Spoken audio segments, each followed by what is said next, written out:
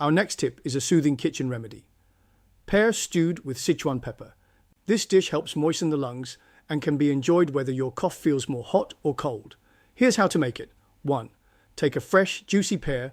Choose one with thick skin if you can. Peel and core it, then cut it into chunks. 2. Place the pear pieces in a bowl. Add 7 or 8 Sichuan peppercorns and a pinch of rock sugar. 3. Pour in just enough water to come about halfway up the fruit. 4. Steam everything on high heat for 6 to 8 minutes. Enjoy it warm, juice and all, twice a day, morning and evening. In TCM, the peppercorn is thought to expel cold and help with evil lingering in the lungs, while the pear moistens and balances the heat. Together, they provide gentle nourishment for relief.